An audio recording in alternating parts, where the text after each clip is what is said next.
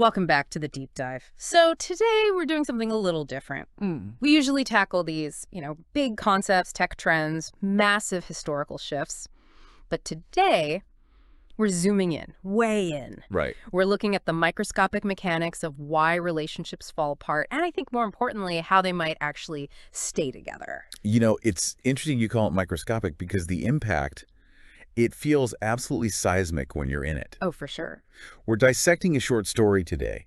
It's called Through the Storm. It's from a collection, Whispers of the Shape of Love by Abdullah El Khalifa. And before anyone tunes out thinking, oh, great, a cheesy romance novel, let me just stop you. This is not that. No, not at all. Reading this story felt less like reading a fairy tale and more like, I don't know, like reading a psych evaluation of my own dating history. It's gritty. It's set in New York City, 2007. Which is such a crucial detail. Yeah. 2007, just before the iPhone changed everything. No swiping, no ghosting through an app. You had to actually be in the room with the person you were misunderstanding. You had to physically misunderstand them. And the central question we're wrestling with today is this idea of the spark versus the storm. We've all heard it, opposites attract. It's a cliche for a reason. But why? I mean, why do we gravitate toward people who seem fundamentally built to annoy us? And why is it so hard to make that stick? That is the paradox. Yeah. The very traits that pull us in are almost always the ones that eventually push us away. And Through the Storm is basically a case study on this exact dynamic. Okay.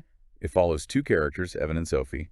And our mission here isn't to see if they, kiss in the rain at the end. Right. Our mission is to analyze what the author calls the cycle of misunderstanding. Okay, so let's get you introduced to our lab rats here, Evan and Sophie, because they are archetypes we all know. Let's start with Evan. The text introduces him as a man who thrived on the present. Evan is pure kinetic energy. You look at personality theory, he's the classic adventurer. He's the guy who walks into a dull party and suddenly the music gets louder, the drinks flow faster. Yeah. Everyone just wakes up. He's magnetic. I think we all have an Evan in our contacts list, the fun friend. But the story, it immediately cuts through that charisma. It says he loved the concept of love. The adrenaline of it, yeah. But he had a serious deficit when it came to, well, reality. The text mentions he was allergic to the weight of the real. I think that's such a profound description. It's so good. For Evan, real means heavy. It means responsibility. It means stagnation. He's just chasing dopamine. He interprets stability as a trap. So if he's not moving, he's dying. Effectively, yes. Yeah. He uses that spontaneity as a kind of shield. A shield against what? Introspection. If he keeps the party going, he doesn't have to sit with himself. And then you have Sophie, the complete inverse. The anchor. Sophie's described as meticulous and reserved. While Evan is out chasing the sunrise, Sophie's the one who cherishes a quiet evening with a dense novel. Right. She favors that deep one-on-one connection over working a crowd. So on paper, she sounds like the grown-up in the room. Her love is described as profound and steady, but she's not perfect either. No, not at all. The story highlights this very specific, quiet toxicity in her approach. She often found herself giving more than she received, hoping to be understood without expressing her needs. And that is the mind reader trap. It's a classic form of passive communication. Ah, yes. Sophie believes that true love means telepathy. She thinks if he really loved me, he would notice I'm sad. I shouldn't have to say it. Which is just a setup for failure, right? Because Evan isn't looking for subtle cues. He's looking for the next firework. Exactly. So you have a man who is terrified of emotional weight, and a woman who refuses to vocalize her emotional weight because she thinks it should just be intuitive. It's a recipe for disaster. So they meet, a friends gathering in the city, and despite all this, or maybe because of it, the spark is instant. Evan is captivated by her calm energy, and Sophie is intrigued by his confidence. Okay, so let's unpack the why here.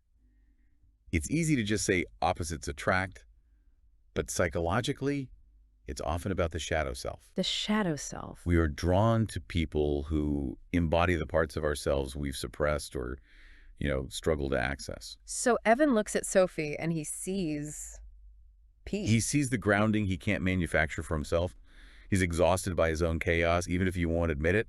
Sophie represents a place to rest. And Sophie looks at Evan and sees what? Freedom. She sees permission. Permission to let go. She's so tightly wound, so controlled. Evan is living out the wildness she denies herself. Wow. They aren't really falling in love with a person. They are falling in love with a missing piece of themselves. They're trying to use the other person to feel complete. Which I guess works great during the honeymoon phase. For a while, yeah. The first few months are just them admiring these traits in each other, but then, real life hits. The story calls this the storm. And this shift is brutal. The text shows how quickly those adorable quirks, they just curdle into deficits. Yeah. Sophie starts feeling that Evan is distant. He's too engrossed in life's thrills to actually engage in the bond they built. So to Sophie, his need for excitement starts to feel like a rejection of her. Exactly. She's sitting there waiting for connection, and he's booking a flight to Vegas or finding the next rooftop bar. And Evan feels the complete opposite. When Sophie tries to pull him in to get him to commit to plans or deep talks, he feels the walls closing in. Right. He interprets her need for closeness as suffocation. This is where they enter that toxic loop, the cycle of misunderstanding. And I really want to talk about their coping mechanisms because I think a lot of listeners will cringe with recognition here. I did. When things got hard, they didn't really fight, they drifted. They engage in what psychologists call the anxious avoidant dance.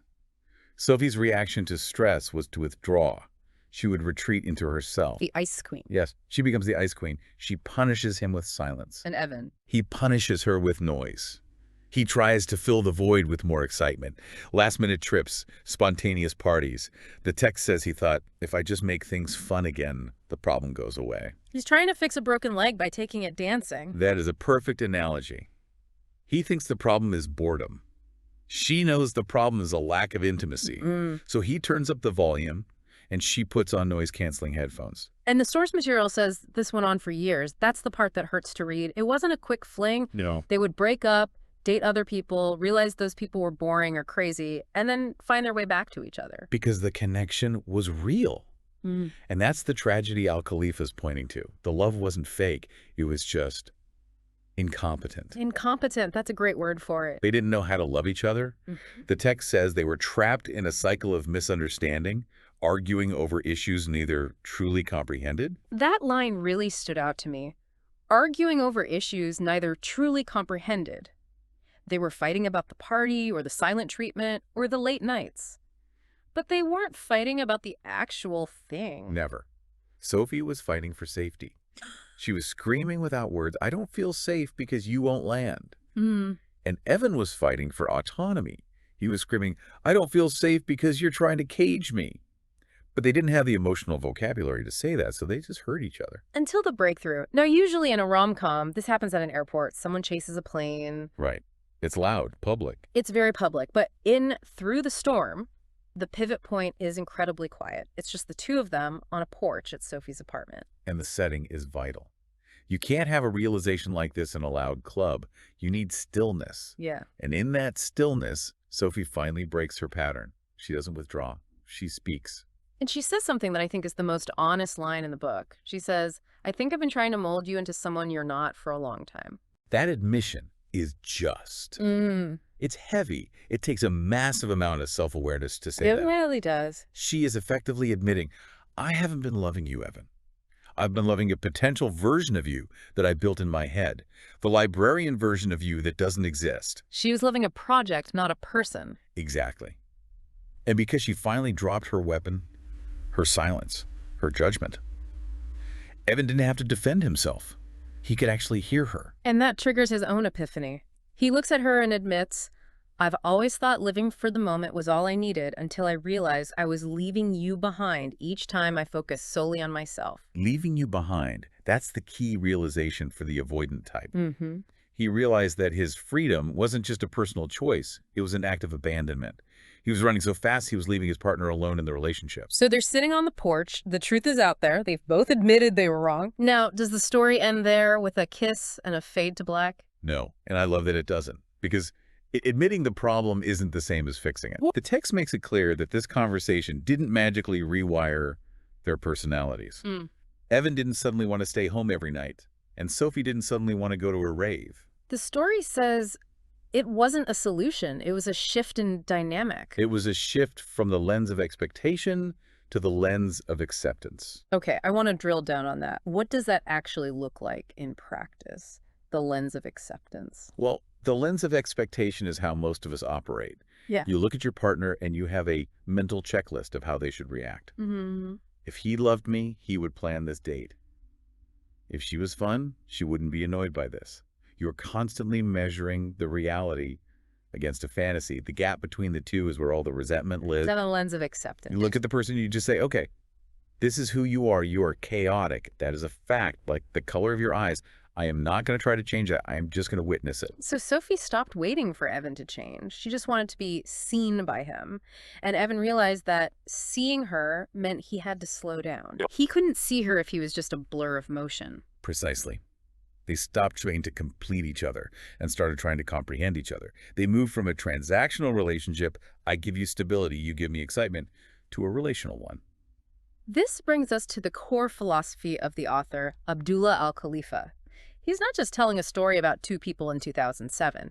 He's making an argument about the nature of love itself. He is. He's redefining the metric of success. We're taught that a successful relationship is one where you never fight and you always want the same things. Al-Khalifa argues that is, well, it's impossible. There is this incredible quote from the source material: "Love isn't about being perfect. It's about staying long enough to understand the imperfection." That is the thesis statement of this entire deep dive, staying long enough. Right. In our current culture, we are conditioned to view friction as a sign of failure. If it's hard, we swipe left. If the shoe pinches, we return it. We treat dating like fast fashion. We think, oh, we argued, so clearly we aren't soulmates. Right. If it was true love, it would be easy. This story argues the exact opposite. It says that the fit isn't found. You don't stumble upon it. It's forged. It's forged. And it is forged by weathering the storm, by sitting on that porch when you'd much rather run away. It's that transition from finding the right person to comprehending the person you found. That's a huge mental shift. It requires a lot of ego death. It requires you to admit that you might be the difficult one too. We always think we're the easy one to date. Of course. Sophie thought she was the good one because she was stable. She had learned that her silence was just as destructive as Evan's noise. I want to touch on the author's style briefly because it really informs the message. Al-Khalifa focuses heavily on this theme of silence. Yes, his stories are written for quiet moments. He believes that the most important things that happen between two people happen in the unspoken spaces. Which is counterintuitive for a podcast where we have to talk to explain things. But think about that porch scene. The breakthrough wasn't a monologue. It was the silence that followed the admission. The text calls it a gentle silence filled with understanding. That is a very different kind of silence than the one Sophie used to use. It wasn't a weapon anymore. It was a bridge. It validates that nonverbal bond. I feel like today we over-communicate. We text, we voice note, we have State of the Union talks constantly. Right. We think if we just explain ourselves enough, the other person will get it. But often we're just creating noise. We're broadcasting our own narrative so loudly we miss the signal coming from the other person. Al-Khalifa is saying, shut up, listen, feel the person next to you. True connection is felt, not forced. The story doesn't end with a wedding. It doesn't end with some grand finale. It just ends with them being. It ends with them sitting in the messiness. They are still different people. Evan is still going to want to go to parties and Sophie is still going to want to read. But the resentment is gone. Why? Because the expectation of sameness is gone. They accepted the paradox. So let's bring this back to the person listening right now. We've watched Evan and Sophie go from the high of the spark to the misery of the storm to this quiet acceptance. It's a journey from projection to reality. If you're listening to this, I want you to do a bit of a relationship audit. Think about your main relationship, whether that's a partner, a best friend, or even a parent. Are you pulling a Sophie? Right. Are you silently resentful because you're trying to mold them into the person you need them to be? Are you waiting for them to read your mind and then getting mad when they fail? Or maybe you're an Evan. Are you so addicted to your own rhythm, your own pursuit of happiness or excitement, that you are accidentally leaving the people you love behind? Are you confusing freedom with avoidance? It is incredibly uncomfortable to ask those questions. It's so much easier to just blame them. He's annoying, she's boring. It's much harder to look in the mirror and ask, am I loving the person or am I loving the potential? But the lesson from Through the Storm is that you have to stay. You have to sit on the porch. You have to look at the imperfection and say, I see this and I'm staying anyway. And that applies to yourself too. You have to forgive yourself for not being perfect for them. Evan had to forgive himself for being restless. Sophie had to forgive herself for being rigid. So here's where I want to leave it today. We live in a world that loves to spot red flags. We love to diagnose other people. Oh, he's a narcissist, she's clingy. But this story suggests the biggest hurdle might be entirely internal. What do you mean? Well, here's the thought for you to take away. If love is about understanding imperfection, as Al Khalifa says, then how much of our frustration, the fights, the breakups, the late night venting sessions, actually comes from our partner's flaws? And how much comes from our own refusal to mourn the perfect version of them we built in our imaginations? That is the ultimate question. Are you dating the human being in front of you, or are you dating the ghost of who you want them to be? Because you can't love a ghost. You can only love the person on the porch. Something to chew on.